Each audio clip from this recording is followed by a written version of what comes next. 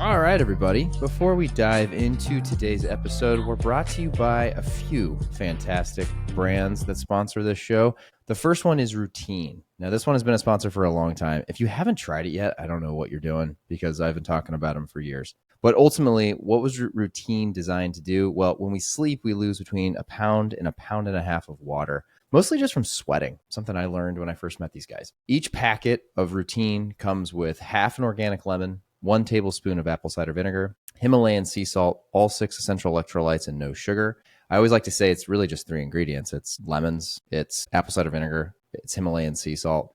I dump that into a glass of water first thing in the morning, rehydrate myself. The days I have it versus the days I don't, phenomenal on the days I do. I genuinely, it's one of those products where you feel it immediately. You know when you don't have it. Trusted ingredients, made convenient. These guys, they're the bomb. I love working with them. I've loved supporting them over the years. Give them a shot if you haven't already.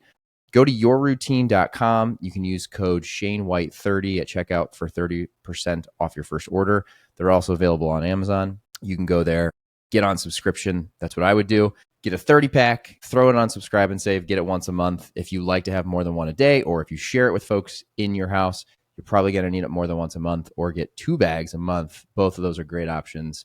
You can save up to 15% every month on Amazon with Subscribe and Save. All right. Our next guest, holy cow, they have been a guest, but our next sponsor is NeuroRoast. Today's episode is brought to you by NeuroRoast, a company that's dedicated to helping you optimize your brain function and overall well-being. NeuroRoast's flagship product is their premium mushroom coffee, which is made with an organic single origin coffee and their signature blend of 5 different functional mushrooms: cordyceps, lion's mane, reishi, turkey tail, and chaga.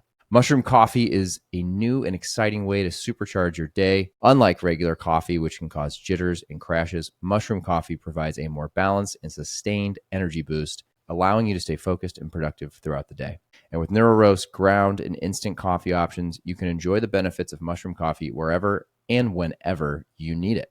And here's some great news for my listeners today. NeuroRoast is offering an exclusive discount code just for you. You can use code ShaneWhite, that's just Shane White, during checkout at neuroroast.com to get 30% off your order of NeuroRoast mushroom coffee. Whether you choose the ground or instant option, that's just Shane White for 30% off your purchase at neuroroast.com. And all right, we actually have a new sponsor on the show. Couldn't be more excited. Love these guys. They are also out of Chicago. I have worked with them, supported them, actually invested in them. So if you can't tell, I love these guys. You do now. It's called Haywell.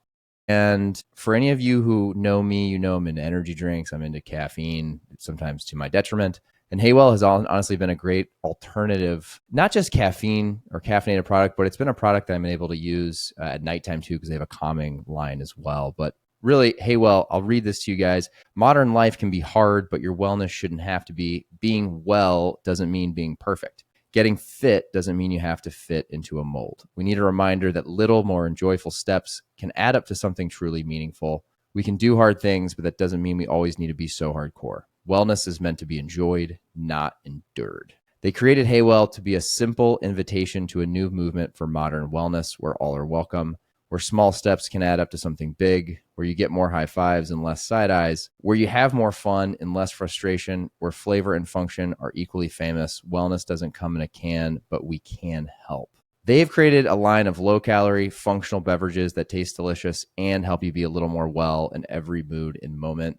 They're equally proud of creating a more welcoming, realistic, and joyful flavor of wellness culture where more people feel seen, supported, and inspired to embrace a wellness journey that truly feels better for you from the beginning. Haywell is here for you from rise and shine to relax and unwind. Ashley and Britt, like I said, the co-founders of Haywell, I've worked with them for a while now, and they're just unbelievable people. If you guys want to try their products, go to the link in the bio. As I'm recording this, I don't have a discount code, but I'm sure we can get one for you guys. So take a look at the link in the bio.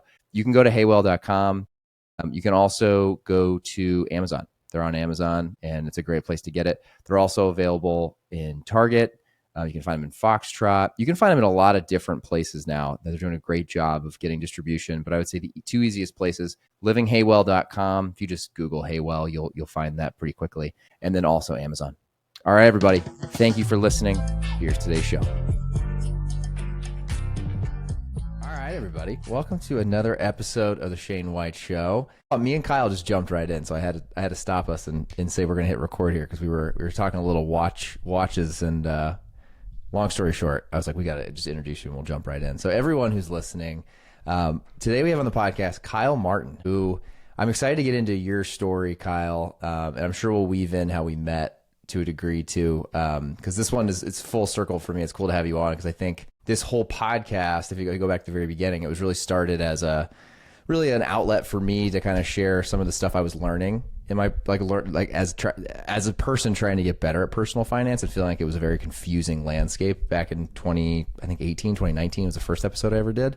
And you are, for lack of better words, my finance guy. So it's cool to have you on because, I mean, if anyone's listened to this, you probably know in the past, like years ago, you probably would get the vibe that I probably don't have a finance guy or I think I can do everything. And Kyle Martin very quickly has taught me over the last couple of years that's not true. So without further ado, Kyle, thank you for coming on the show, man. Pleasure. Looking forward to it. So for everyone who's listening who doesn't know who you are, do you mind giving everyone just a quick little intro into you and the Murphy Group? Happy to. So again, Kyle Martin, we are located in Wheaton, Illinois, not too far from Shane. I am a financial advisor at Murphy Financial Group, which is a now third generation wealth management firm. My grandfather started it. Actually, we're celebrating our 65th year this year. So yeah, congrats. Crazy. Business looked a lot different then. He was basically an insurance salesman, life insurance, disability. He probably never imagined there'd be a podcast element to it. This is like, what a podcast. Say often, Shane, how there's a lot of things we do in business today where my uncle, who's still involved, who was our second generation, we say, man, what would we call him Papa? What would Papa have been thinking of? All the financial planning we do, like that wasn't sure. His realm. It was you find people who need insurance or who don't need insurance, and you talk to them. So, so I'm our third generation now in this firm. We have 5 or 6 staff. Really, our main business is financial planning, helping entrepreneurs like yours or like yourself, and business owners and families who we get to do life with, walk through big decisions, breaking off of the corporate world or buying a house or finally going to retire or whatever it might be. Kind of all aspects of that, from asset management to full financial plan. Still do some insurance for those who need it. I have a family, been married now 13 years, 3 kiddos. So in the thick of congrats, man. Yeah. Uber driving to basketball and baseball and all sorts of things. You're a busy man. Yeah. Thanks for taking the time, man. I'm pumped because I think for anyone listening who maybe doesn't work with anyone with their financial picture, this episode to me felt really important in general as we kicked off 2026. It's funny. I told you this a little bit. We had a phone call last week, or was it 2 weeks ago, maybe?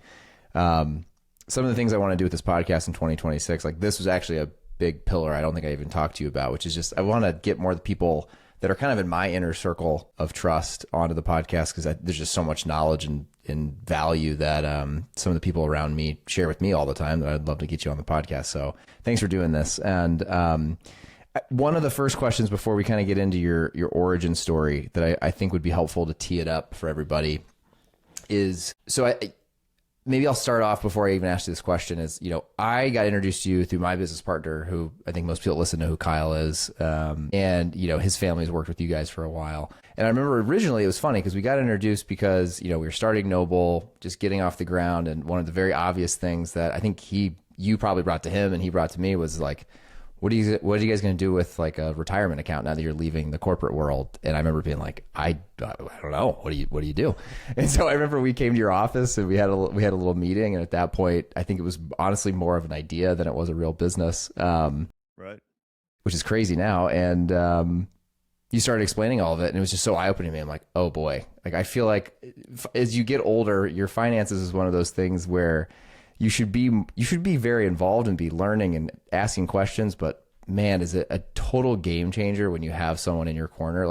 I know I tell you this all the time, but being able to text you, call you, I try to be annoying, but like, things are coming up and it's good to have someone on your side that can even just bounce ideas off of, whether or not, I'm asking you to like pull an analysis together. Even like we just refinanced our house and like, obviously you were one of the few people I was like, I have to call Kyle before I pull the trigger on anything. Right. Having someone like that is, I mean, now with my experience with you guys, it's invaluable. Little things you're doing today that add up week over week, month over month, year over year are going to end up becoming, massive mountains of either good or bad decisions, right? I think it's like anything in life. But finance, it was funny because I mean, again, I'm just kind of like airing this out to begin the podcast. I feel like finance was like one of the only areas, because I had a finance degree, which in hindsight's hilarious reason to act like you don't need help with your finances. I think I was always just probably a little arrogant to the fact that like I thought I could handle all of it and do all of it by myself and didn't need help. And I'm sure I'm not alone. I'm sure you hear that from people who try to start businesses all the time. Like they think they're smarter than they are. So anyway, I just want to say thank you because you've been, I mean, to give everyone background, like you helped us with getting the business off the ground and like structuring and thinking through. I mean, you introduced us to like CPAs and helping us set up a SEP and I mean, insurance and all this stuff you helped us with. And then when we bought our house, you helped a huge help in that in our corner there and refinance. I mean, it's been endless stuff that you've been involved with. So just wanted to say thank you and shout out to you for all the stuff you've already done. And I'm sure I'm going to be bugging you about stuff till the end of time. No, I mean, honestly, one, I thank you for those words, Shane. It's an honor. Not everyone loves what they do in life. And I understand that at times you do a job because you're supporting your family. Like I truly love doing this because it ends up kind of being this, whether it's an actual podcast, like Sure. how we talk to clients or prospects, those who are, looking for our services is in today's day, I think people think like, oh, it's just someone who manages my money or it's just someone who does this. They tend to put financial advisors, financial planners, whatever you want to call them in a box. And I think when you sit down and understand the layers, you do now, because it's been several years of understanding what plays into that. There's so much more, I hope, value that we're providing to families. A lot of times it just takes time to kind of quote unquote prove that out a little bit. That Sure. it's not so much. I was in those shoes, Shane. And we can get into that a little bit. But before I got into the finance world, yeah, I knew what ETFs were. I could invest in this. I got a Roth IRA. And honestly, I had a close friend who was an advisor doing a lot of like really good financial planning. And he kind of pitched me on the whole, like, we have these young and up and comer, kind of class of clients that we can help you with this. And I remember saying like, that seems kind of expensive. I don't need that. And then it's just funny to come full circle now and realize the value I could have been deriving even at a young age. Sure. Like in my young 20s, making those decisions that have trickle effects to, into your 30s. So yeah, you're definitely not alone. It's a pretty common kind of rebuttal in the young, especially in our young years. Like, I don't even really have that much. I'm just getting started. What could I do? Oh yeah. I would kind of argue that's even the bigger reason to get things right. Right. Yeah. Because at some point, you guys are a great example. If you're on a good trajectory, you want that plan to be in place so that you're not recreating the wheel at 40 and saying, oh, you mean I should have done this and I could have saved on taxes and I could have, Right. So. Well, there's also so many little things. It's funny as you're talking, I'm like, things are popping in my head. There's things that no one teaches you. And again, one of the reasons I started the podcast, and I'm tease it during this podcast, but you're launching a podcast, which I'm fired up about. I think it's going to be awesome. Is there's so many like little tiny things. I shouldn't say tiny, little important things that you've like sprinkled in with me that I didn't even know was going to be part of our relationship. A great example would be like the 529 accounts. My father-in-law told me about 529s. I'd heard about them before, but like if I wasn't working with you, I don't know if I would have ever actually pulled the trigger and set them up and started funding them. Right. And like, it doesn't need to be a ton of money either. Like it could just be a little bit every month that you're putting in for your kids. And it's been crazy because that's one of those ones where you had me do it right when Grayson was born. And I've done it for all three. And like, even the amounts that they've blossomed into in a few years is wild to see. And again, it's just compounding and kind of the basics that you've taught me. But again, that's the exact point, Shane, right? Like when a full financial plan covers so many areas of your life. And honestly, I mean, being totally transparent, a lot of areas that have nothing to do with us. Sure. I mean, full transparency. Yeah. Like, I don't get paid on your 529. I don't get paid on your property and casualty insurance. But in my opinion, or who you use to refi or this, but a good financial planner, as we say, we kind of walk through life together. So when you buy a house, like, let's walk through the whole steps. Like, we're the quarterback. Let's walk you through it. That doesn't mean we're involved in every step, but we're kind of coaching and recommending, I guess, Yeah. to Yeah. those different areas. And that's what I think our industry is evolving more into is, back in the day, you were a stockbroker, like literally, Shane, I'm calling you, like, we're going to buy 12 shares of Apple and it's going to rip, right? And I'd get a commission or something, right? Sure. That was the old way of doing business. Yeah. Well, if that was the only way you really got paid, what did you focus on? It was like you researched stocks and you called your clients and you bought stocks, right? Today's financial planning landscape is so different. Not only the way we get compensated, but also just there's so much information out there. Mm-hmm. You need to be bringing tangible value, right? Sure. And that to me permeates through all areas of someone's life, not just, hey, your account's up 12%. Or here's your term policy, or whatever it is. I will give maybe the best example too, just for anyone who's listening to this. That's like, oh, okay, like what did Kyle do? I'll never forget when we bought this house, the house we're in today. And for anyone listening, without all the details, I have always been in my life the one in me and Kelly's marriage that I'm like, I don't know.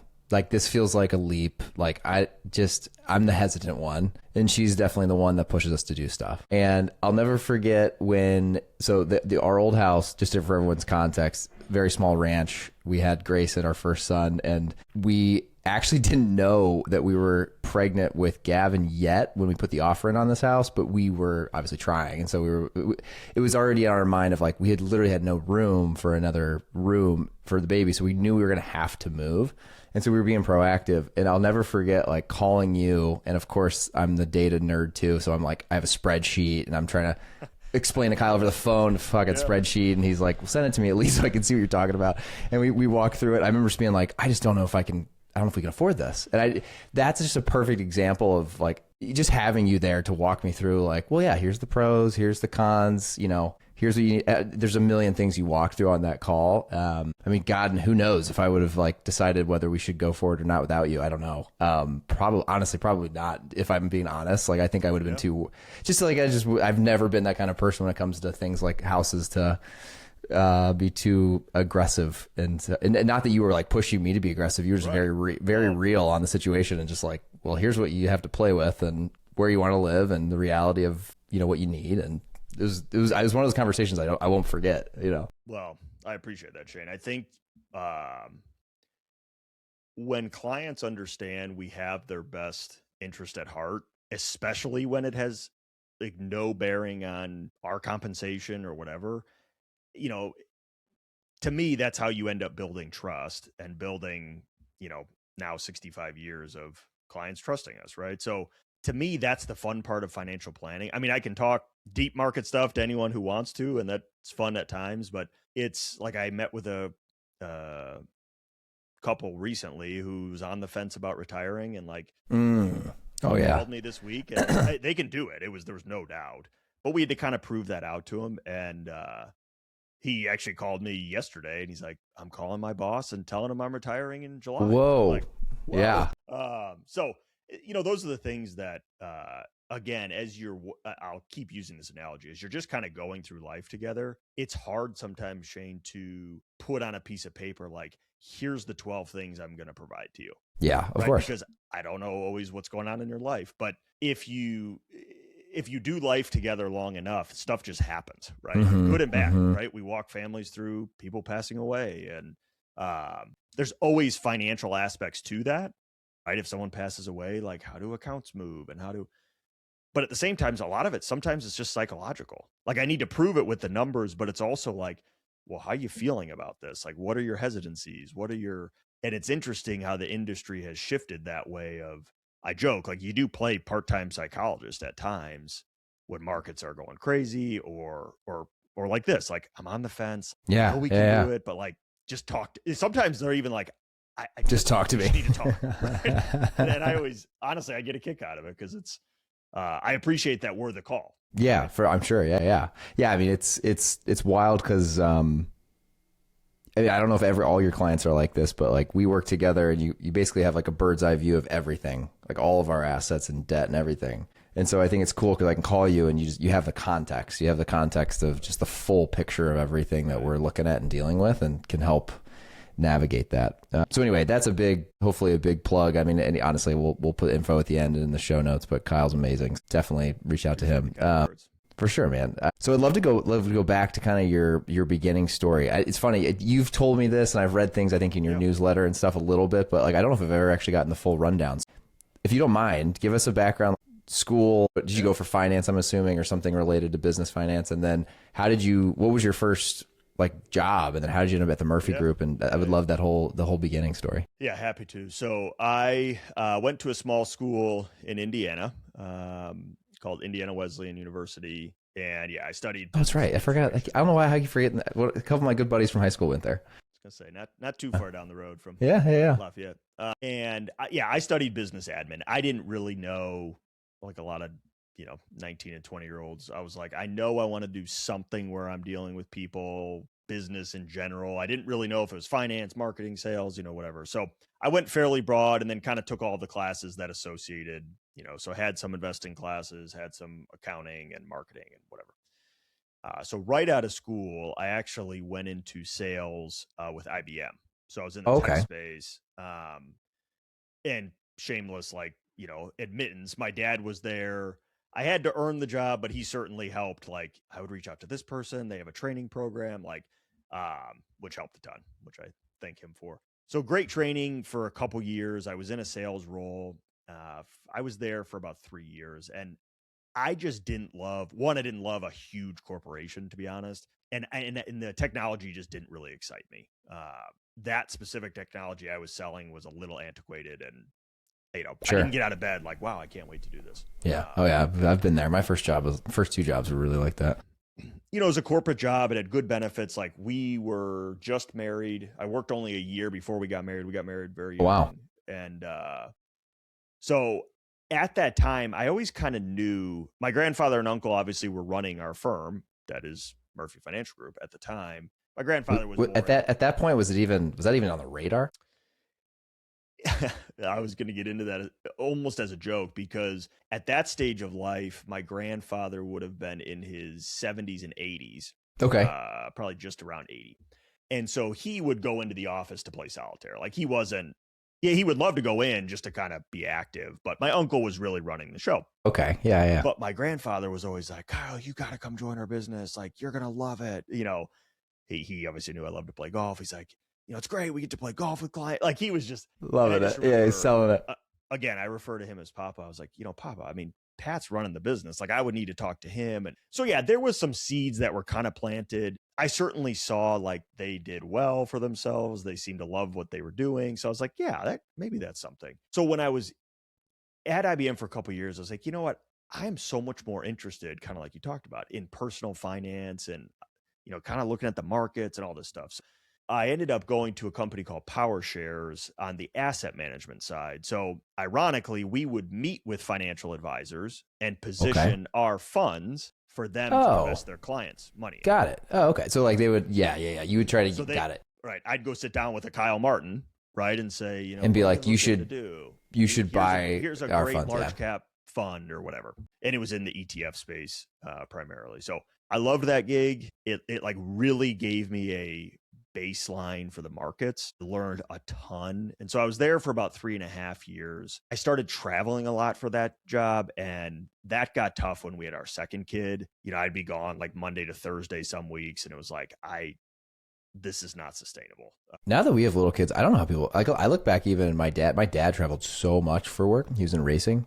Right. And we talk about it all the time. Like, I don't know how you did it. I don't know how mom did it. Cause like, I feel like it's like all hands on deck all the time. Right.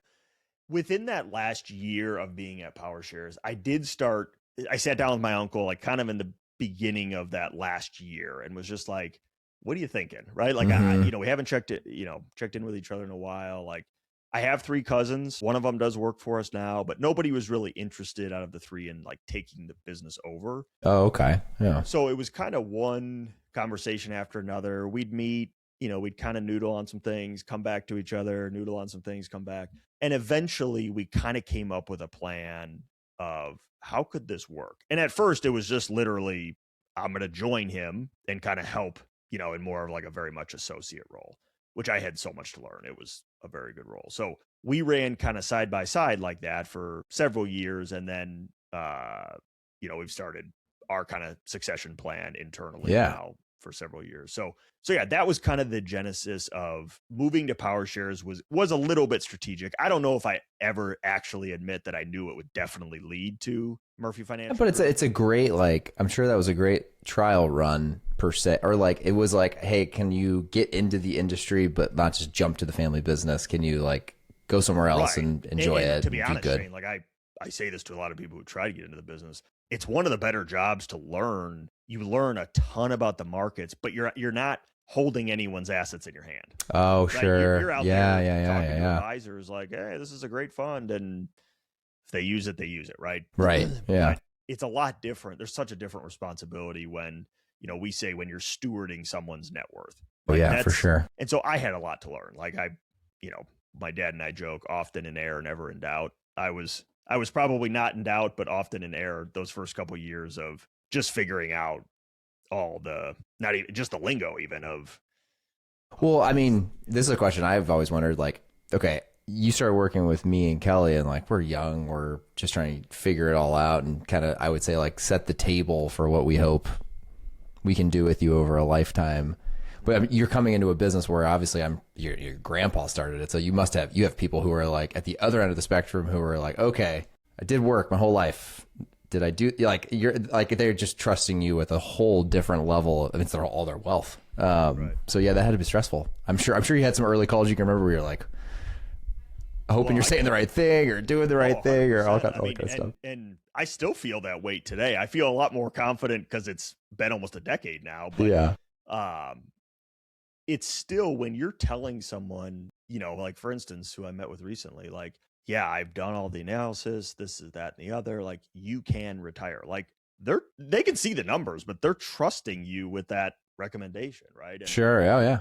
There's a heavy weight to that honestly I relish because I love that I'm that call for a lot of these families. But at the same time, like you need to make sure we know our stuff as a firm. And so we talk a lot more about kind of process versus, other things. It's more like, what's the process we're going to take you through? So to your point, Shane, like whether it's someone who has $100 million or 1,000, yeah, honestly, the actual process is pretty similar. The techniques that go into the process are different because $100 million guy has an estate tax issue and all sorts of things that we're working through. But at the same point, $1,000 guy, gal, whoever it is, like they need to get on the right path, right? There's a financial planning process that we would take them through. So you get very desensitized in our industry to numbers. Oh, I bet. Yeah. Like I've seen balance sheets that have 9 figures on it. And to me, it's like, well, this is my job. Like I need to, what are we going to do today? That's so crazy. And I've seen balance sheets that are in the red, right? Like they're bought a business or something, right? Right. When you see these all day, every day, it's not like, oh my gosh, this guy has $10 million, right? It's a number on a page, right? So it's kind of, what are we going to do with that to be more tax efficient or, whatever their goals are, at that life stage. So this is a fun question. I kind of know the answer to this because I've bugged you about this before because my big audacious goal with you. But what for the average person that's listening who's like, okay, cool, Kyle Martin and his group, they see all sorts of different sized folks when it comes to wealth. Mm-hmm. Is there like, I know the one big one, can you give everyone even just like a couple tips, tricks, like, or not tips or tricks, I guess it's more of a, what would you say are like the 1 to 3 things that you most commonly have seen with people who've become successful financially? What are some of the systems that they've put in place, or what are the habits that they've, like, is it just consistency? Is it the amount they're saving? Like, I'm trying to think of like, what are some of the tangible things people listening who aren't working with someone that they'd be like, aha, that's it. Yeah, I don't know if this is the one you'll guess, but probably one of my biggest ones is automation. Okay. Well, you have bugged me about this, and this is something I know I need to be better about. Now, it goes right into consistency, but one thing I find, and honestly, and Shane, you and I have even talked about this for yourself, right? And this is absolutely something I should change in 26. When you have, the markets are pretty efficient, right? I'm the first one to admit, you've known this for years. When a prospect comes to us, they will never hear me say first of all, I can't even say this per compliance, but they would never hear me say, Mr. and Mrs. Miller, like, we are going to beat the market every single year because I'm going to pick the tech fund at the right time. Yeah, right. The winners at the right time. Yeah. That's a losing game, in my opinion.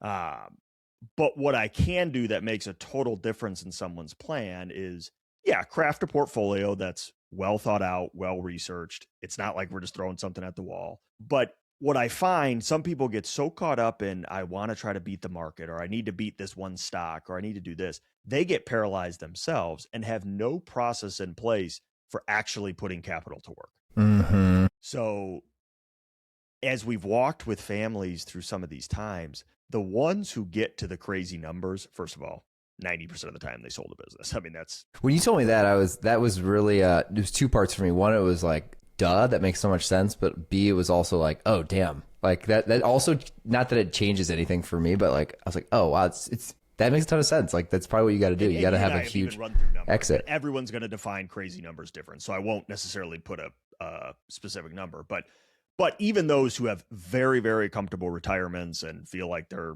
where they want to be, quote unquote, it's probably because they had a process in place that was somewhat automated. So what do I mean by that? Like if you have, you're filling up your 401k or, a SEP IRA if you're your own business, et cetera. But then everyone, if you're doing well, has some sort of excess cash flow. Like what's the plan for that, right? Sometimes people get so paralyzed by, well, the valuations of the market are so high right now. Okay, they could stay high for 5 years. So we're just going to sit here. And then I'll say like, well, what's the catalyst that would, change this?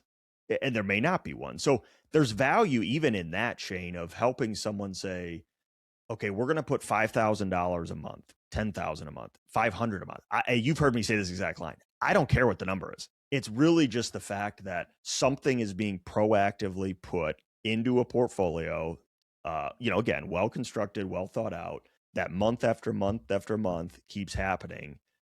And someone like you, myself, we wake up in our mid 40s or we're 50 and we're like, oh my gosh, look at how much is in that account. Like it never felt like I was doing that much. Yeah. So that's probably one of the biggest things. One of the other things I would say, this is somewhat of a shameless plug, but those who have done well in their plans, like they do walk through life with people around them who they'll listen to advice. I'm sure. Yeah. Right. No one's doing it alone. Right. And that's where whether it's us, whether it's attorneys, whether it's CPAs, I mean, there's great service professionals who listen, have clients who listen to advice and actually then follow through, and do it. So it's like anything. You and I talk about fitness a lot. Like the consistency is huge.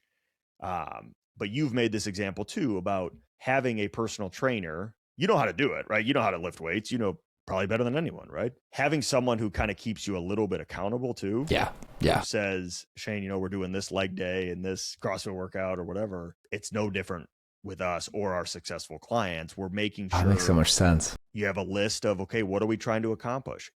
Every person that's different, and that's okay, right? You're at different stages of life. You have different goals. Well, it's funny you say that. It's funny you say that because that's like two things you just said just rung a bell in my head that'll probably resonate with people. The one was like you have been drilling in my head, like just let's set an automation. I don't care if it's a little bit, a lot of bit, whatever it is. And me, and for people who obviously wouldn't necessarily know this on the podcast, like I have this, it's at this point in my life, I need to change it. I have like a month end process where I got to I use every dollar, which I do love. It's nice for me. I feel like I understood where every dollar went this month, but it's overkill. And at the end of the month, it's like what that bucket left over that we saved, blah, blah, blah. Like that's what I send to Kyle. But right now is a great example, Kyle. I've basically the last 2 months have been sitting in my savings account because I'm just behind on a million things. So that's a good example. And it's like the stupid, if you just, that's not hard. Obviously not to, throw you under the bus. No, throw me under. That's a perfect example, Shane, of you're bright in finance. It's not like you have no idea what you're doing. But again, sometimes it takes, but you're also doing what you do every day. Yeah, right. Right. So, and if I wasn't working with you, it'd also be easy to look up and it's been 6 months, not a month and a half. That's what I was just going to say. So right. when people ask, I heard a consultant say this once. When someone asks, like, when do I need an advisor? I get that question a lot. And there's no magic. Most firms have minimums and all that kind of stuff. So there might be some data to it, but there's no magic like dollar amount in my opinion. But there's 3 categories to kind of evaluate: time, desire, and knowledge. When you don't have one of those, something might be getting left behind in your financial plan. That makes a ton of sense. You have people in retirement who are like, I have all the time in the world, but may not have any desire to, invest themselves, look into tax rates, all that kind of stuff. What's interesting to me, Shane, is we actually help a lot of people in the financial industry. Okay, they have really? all the knowledge in the world, but they maybe don't have the desire to do it themselves and maybe don't have the time. Right. So those are things where it's not always just, I have no idea what a ETF is. Like, can you help me, Mr. Advisor? Yeah. A lot of time it's just, listen, I'm over here running my business or traveling like crazy or this. And so that's what happens is 3 months go by and they said they would set up a trust with their attorney. Yes. Doesn't happen. Right. If you have a good advisor who's kind of keeping you accountable, that keeps on an action item list that says, hey, Shane, I know I'm being a pain, but like, do you want us to help? And a lot of times we'll literally call the attorney and say, hey, this is what we're trying to accomplish. Sure. So yeah, that's where I think that value comes in. You know what? Not always just. I think you, did you end up reading Buy Back Your Time? Yeah. So, I mean, that principle, if anyone hasn't listened to that, that's another one I can link in the show notes. This is like one of my probably top 3 favorite books of all time. Honestly, I just took so many nuggets from it. But like, this is a good example of the main concept. If you don't know what I'm talking about, is in this book, Dan Martell talks about like trying to put a dollar figure. Doesn't matter if you make $1,000 a year, if you made $1 bajillion a year, it doesn't matter. Everyone has like an hourly rate per se that you're worth, right? Like how much you make divided by how many hours you work. And the concept of it is like, in theory, and I can't remember if there's a multiple in there, I have it written down, but like, I think it's like 4 times. So like, let's just say you're worth $100 an hour for easy numbers. If something you're working on is not worth $100 an hour and you can pay someone, I think it's like a fourth or less. So like if you pay someone $25 an hour or less, get it off your plate and let them do it, because then you can triple down on the thing that makes you $100 an hour. This reminds me of that, where it's like, I've always been into finance. I love learning. I love paying attention to the financial markets. Right. I love all of that. But at the end of the day, like, you are great at it. I could be okay at it if I had time. And it's like, right. So like, outside of all the things I already said about like having someone in your corner, knowing where all of the icebergs are and helping you plan for the future, even just the day-to-day execution, unless you legitimately had the time to sit down and day trade, even if you're lucky in that world, right? Yeah, I know I keep throwing you like, here's the reason you should work with you, but it's just like no, I'm hyping you up, man. Exactly. No, but it's just so true. I should have been such a 360 for me. It's fun talking through this because it's just so eye opening as I talk about it out loud. Of like, if I would have rewound 5 years ago, like how much different my mindset was even when I started the podcast. So, really cool. So that makes sense. So it sounds like the tips for everybody, really, it's consistency, and it sounds like consistency is the key. The biggest thing. I think consistency to anything. And then sometimes this is kind of a weird way to say it, but having a broader view of what you think your financial plan is. What do you mean by that? Right. So I think, again, in today's world, a lot of people just view it as it's my brokerage account at Schwab. Right. Okay. That's my financial plan, or my 401k is like. And that's probably most people, right? It's like, if you work for a corporation, it's like, it's just my 401k. Right. And they assume, well, I have a 401k, so what else do I need to be doing? And when you think of all the things, again, I to beat a dead horse, Shane, even our relationship, a financial plan to me looks at cash flow. It looks at, do you have the right insurance in place? How are all your accounts invested? Like, if you had $1 million in cash, like, is that the right amount? Does that seem overkill? Does that, and so I think broadening out and making sure like you are evaluating each area, I guess, of a financial plan, whether you do that with an advisor or not, that's fine. But I think a lot of people leave parts of their plan by the wayside. Perfect example is like the estate planning within your financial plan. So do I have a will? Do I need a trust? What is a trust? Like, we'll educate on those things. Obviously, an attorney is the one who will execute. But like, that's a huge part of a financial plan. You might save your whole life. I've come to this, Shane. Like Is that, I mean, it's funny. I'm asking you this on the podcast. I mean, that's probably something that, should I start talking to you about? I know we don't really, you yeah. got it. Yeah. There'll be pieces of that we. It's funny, like I know I'm not old, but like I turned 34 this year, and I was thinking to myself recently, I'm like, man, 35. Like, when do you start talking about that stuff now? Right. I guess because I got 3 kids. I was gonna say some of it's just thinking through.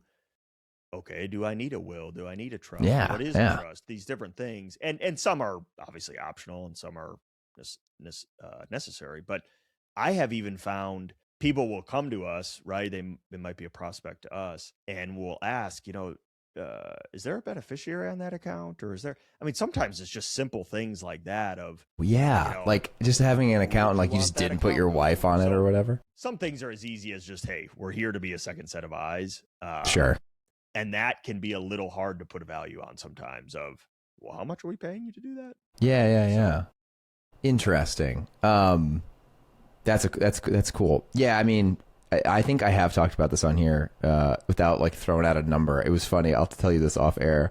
You know this, but like, I work with you on the vast majority of everything. But I told you, people I've talked about on here a lot actually. But I have this fun little Robinhood account, right. And I realized yesterday me and Kelly were looking at it, and it's honestly it's ballooned into an amount that is.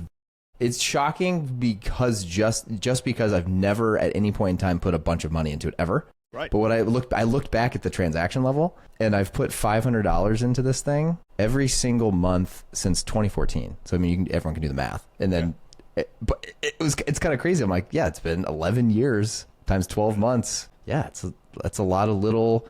Just putting money into something consistently. And it's been like my fun account where I just buy things that I'm interested in. I'm not day trading. I'm not. Right. I actually have sold very little ever in the account. I've just bought more and more and more. So that's an interesting point, Shane, because I actually encourage, I just sat down again with the same couple who, is going to retire soon here.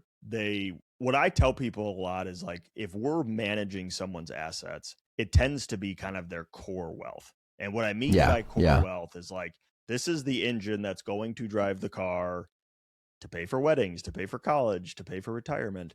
But I actually encourage first, if you enjoy it, if you don't enjoy it, don't do it. But to have your own account. Yeah, you've told me this. Right? You're like, that way I can have fun. I think for a couple of reasons. One, we're all humans. We want to scratch the itch at the cocktail party of like, did you buy Tesla? Yeah, right. Nvidia? Right. You're right. And just it keeps you kind of keep in tune a little bit with what's going on in the market. Like, okay, the broad market's going up. No wonder these stocks are doing well. Or true. We're in a correction. Like, no wonder my account's down a little bit. Yeah, I'm actually I encourage people to do that because I think you have a little skin in the game, and more than anything, psychologically, it scratches an itch that honestly we won't itch. Right? Like, I'm not trying to look for Nvidia. I'm trying to get you more broad market exposure to get you to retirement, right? Yeah, that makes a ton of sense, man. One of the questions, I know we're getting lower on time, so I have a couple things I definitely wanted to ask. One big one, and this I have never talked to you about this, I'm just genuinely very curious, is how have you guys started thinking about AI? And this is something you and I talked, not specifically in your business, but I'm curious on your business. It's just everywhere in everything, and so it's a topic that Kyle, my business partner, if he was on here, he'd laugh because I'm always thinking and talking about it. So I'm curious, are you guys doing much, thinking much? How does it work within what you do? So I literally was talking to a client about this yesterday, so it's fresh. Twofold. There's the whole idea of how do we use it within our business, which I'll talk about a little bit. And then there's always the will AI replace financial advisors, right? And obviously you didn't ask that, but of course articles always they're saying that about everything. I mean, they're saying everyone's going to be replaced. Yeah.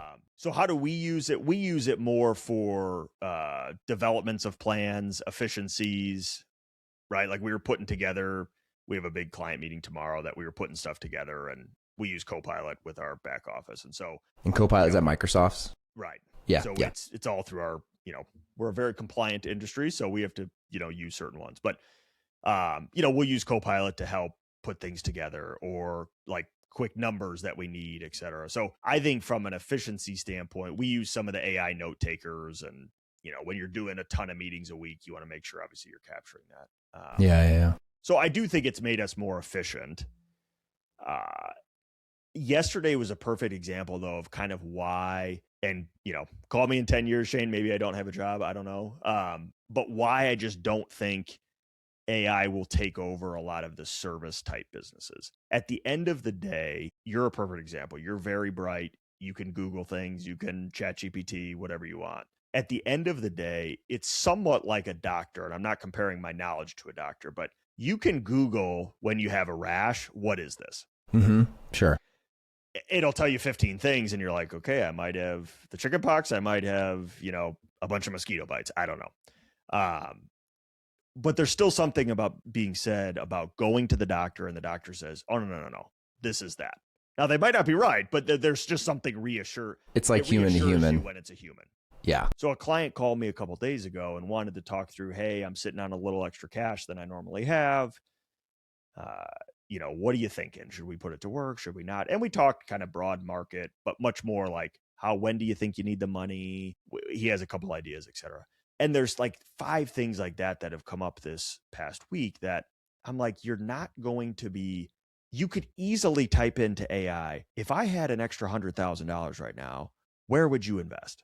Sure. And maybe it would spit out, there's 12 hot stocks. I don't know.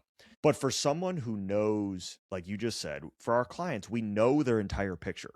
So when this client called me, I knew the 100,000, which was this specific amount, the 100,000 was in context of his overall financial plan. So he's calling as true, like, Kyle, I would like some advice here. And I had that thought because he was talking about AI in his business at the time. And I kind of had that thought of there's a value to human interaction. So for sure, I think it's going to continue to make our industry, your industry, everyone's industry more efficient. I think it does have the ability, good or bad, to cut out some jobs. In our specific industry, I think it's going to aid those offices who are doing financial planning well, as opposed to, quote unquote, replace us. I mean, again, call me in 5 years, Shane. I might be asking for sure. But that's Yeah. kind of my thought at this point. I'm with you. You wore it for a little bit. Do you wear the Whoop anymore? And not anymore. I wore it for about a year. Did you ever have it when they rolled out their AI? No. I'd have to send you some screenshots. This has been the best example I've been sharing with people. So like, okay, I don't know have you followed along with them at all? Mm-hmm. So my dad still wears it. Does he? Have you seen the blood testing? I don't think so. So this is pretty cool. So just everyone, this is kind of a tangent, but not really. It's all tied together. I'll kind of flash it up to you, but now you can buy a blood test through them. You go to Quest, and I did it, and it pulls up. It gives you 65 biomarkers. Wow. It goes to a doctor. They analyze it. They give you a game plan on where you could improve any issues. But then they have all your 24/7 data. So it's all like, well, they know I have a newborn. And I haven't been sleeping very well, and I've probably been pushing it too hard and not sleeping enough, and that's the reason like different markers are out of whack. And it's just an example to me of like, this is my health data. I don't think I would ever just 100% trust Whoop, but I think like for my business or your business, what's going to be really interesting is I think like if I call you, and instead of you having, and I get this all the time with clients, like there's just so much data that sometimes I'll get asked a question and I'm like trying to pull up a bunch in the background to answer that specific question because I was prepared, but like I didn't look at that exact detail. Right. I feel like the first step is probably for finance, business, whatever we want to talk about here. It'll help you just be able to like get the data point out of all of the mountain of data quickly. Like I could see for like even what you do, like, I don't know. I'm trying to think of a good example. It's like, well, you could use an example, Shane. Like within estate tax laws, for instance, it's total tangent. I won't go there, but there's an estate tax owed to the government if you have over a certain amount of money that passes to your heirs. Oh yeah, okay. So that's a federal law, and that changes all the time. But then every single state has a different law. A lot of them don't have a state estate tax, but like Illinois does, because of course we do. But like that's a good example. So when we're working on taxable estates and I can type in numbers and then be like, okay, now run this for 5 different states. You could Google it, but you don't know those things. I mean, I'm admitting that. Like, sure. I don't know 100%. every single state. Yeah, of course not. Estate tax. And then have that do a quick, summary of here's the taxable estate. Here are some techniques we could even use. Like what I say is like, it kind of gets you on first base before you even have the discussion. That's a great way to put it. But at the end of the day, especially if someone has $100 million and they have an estate tax issue, they're probably going to want to talk to a human who's then Yeah. also talking to an attorney, who's also talking to a CPA, like as opposed to no offense to ChatGPT, but like ChatGPT, I have an estate tax. What should I do? Right. Yeah. I mean, that's 100%. 100%. So that's where I think it can help organize the service providers. Mhm. I just have a hard time, people said this about other things, but I just have a hard time saying it's going to replace those human beings until, because we're all humans, right? We like interacting with human, right or wrong. I mean, sometimes obviously we're wrong. We might not give the right advice, but there's still something about sitting across the table or, across the screen. Absolutely, man. I totally agree. Totally agree. So I think as we kind of wind down, Kyle, I always love this because you post some really good ones. Would you mind sharing with everybody just a source of knowledge that you have used recently? I know I feel like you always share good books, but usually I ask guests to share like what's a recent book, podcast, journal article, just something that is timely with what you've learned lately.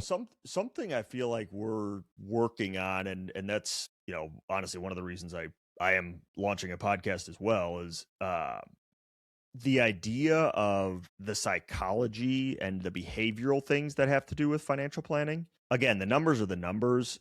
If we weren't human, it'd be really easy, right? People get nervous in market crashes, et cetera. So I've been reading, there's a couple really good authors, and I'll give them shout outs. Daniel Crosby has several really good books. Recently, I've read a lot of Morgan Housel. The most recent one was The Art of Spending. Oh, interesting. Interesting. In our world, it's all about saving. Or tends to be. But it kind of reframed how I even talk to clients. He has one that's called The Psychology of Money as well. I think I've said. Yeah, that's the one. Yeah, I've read that one. Yeah, it's great. And that's a great book as well. But it's much more, we do the things we do a lot of times because of the environment we're in, the people that we're surrounded with, what we learned as a kid. Yeah. Right? Oh, yeah. In my own house, like my wife's family didn't grow up talking about money. It's not how they grew up.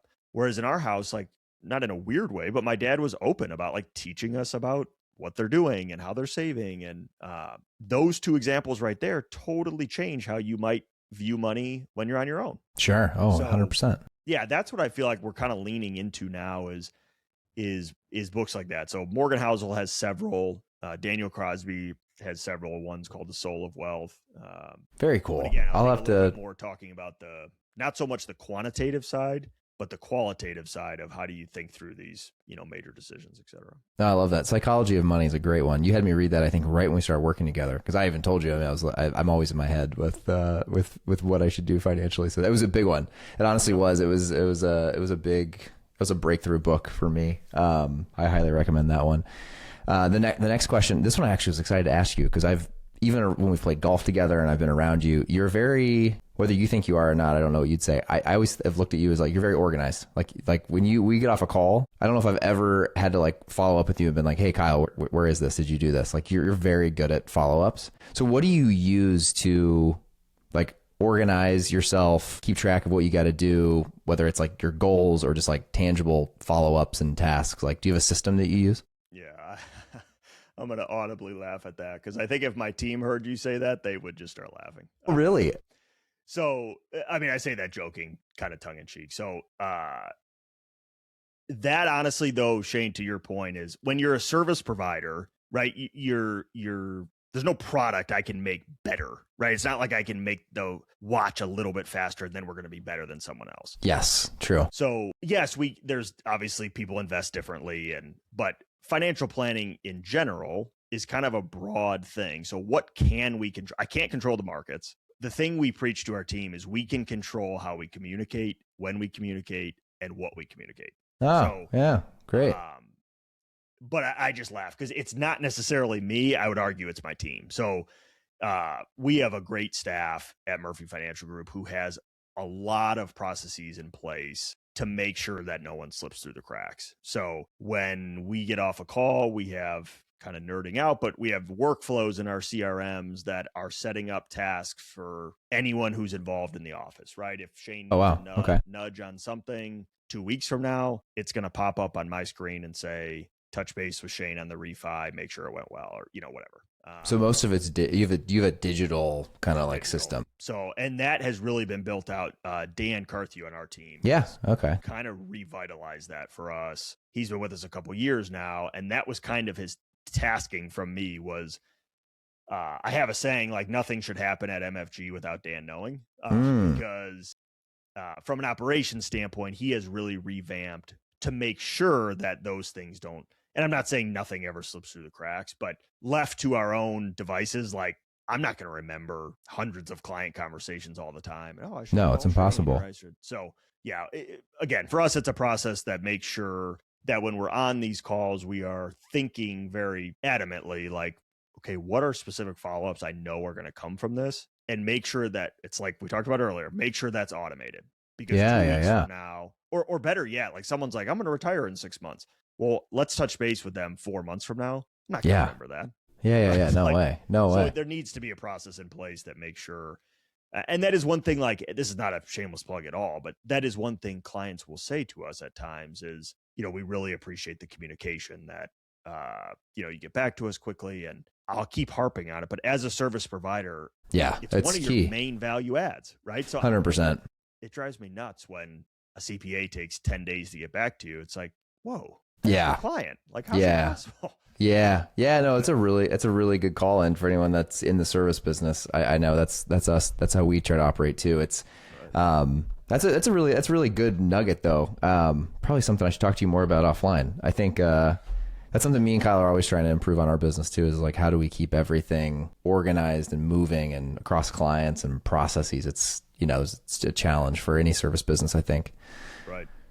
All right. Last question. I know we're out of time. What, can you give everyone a little plug? First of all, obviously for the Murphy Group, but, secondly for your podcast dropping. And when that is out, I'll make sure we add links to it and stuff. Oh, I appreciate that. Well, I have to give you some credit. If anyone actually sees this, the only reason I bought a mic, the only reason I bought some of the stuff, is because Shane's like, buy this, buy that. So I think we got the full setup, didn't we? Do you have the mixer too? I did. I got a little different one, I think, than you sent me, because the guy who's going to help me with it sent me this one, and I'm like, that's great. Hell yeah. What you need to use, I'll use it. Yeah. Love it. Yeah. Basically, Shane, I've said for years, we should do a podcast. Like, it would just be, in our world, there's so much data, and there's so many ways to think about that data. Mm-hmm. And so selfishly for our clients, I'm like, they're getting data from everywhere. And I can't control that, right? That's the data, the age we're in. But it did kind of start with, what happens if we were just putting out content about how we view things? A lot of just what we're talking about now. Yeah, how do we view 529s? How do we view, what is financial planning? Right? So that's kind of where it started, and then, or where the thought process started. And then honestly, kind of the kick into gear was this being our 65th year. I was like, that would be a pretty cool, like, let's kick that off with somewhat of a celebration. But I do want to spend time on the podcast kind of talking about our history a little bit, where we've come from. I'd also like to have some clients on who, just to highlight their journeys. Yeah, that'd be cool. You were one of the ones I thought of, so we'll have to do a reciprocal. Let's do it. That'd be fun. But yeah, I think a lot of it, Shane, will just be not only educational, like about things, but then, our 2 cents on that area. Like, how do I think about 529 saving? That's different than the guy down the street.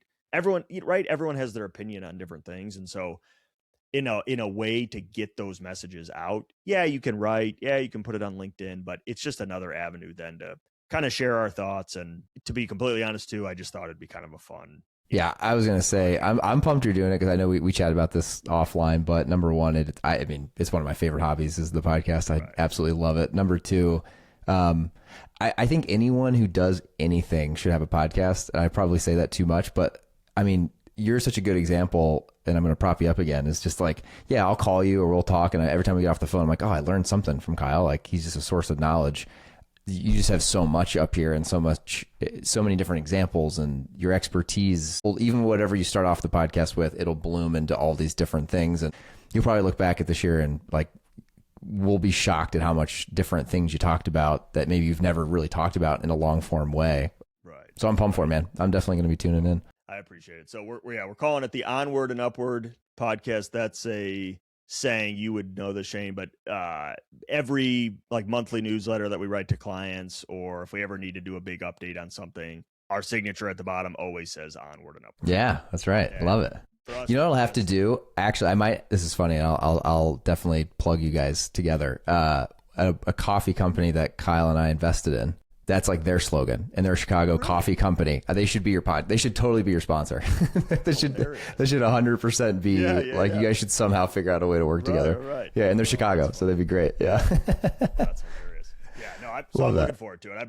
I'm going to be very green to it when we start and trying to figure out how the heck to do it and what to talk about. But well, shoot me questions as they come up, man. I mean, you already got the setup. I feel like the setup is half the rocket science. Like it's so complicated to even just figure that out, and then you'll be good. I'm fairly young, but I had no idea what I was doing with half these things that I'm plugging in. So we'll I'm figure it out. for you, man. Well, thanks for the time, man. This was a ton of knowledge, and I can't believe it took this long to get you on the podcast. So this is. I'm glad we finally did it.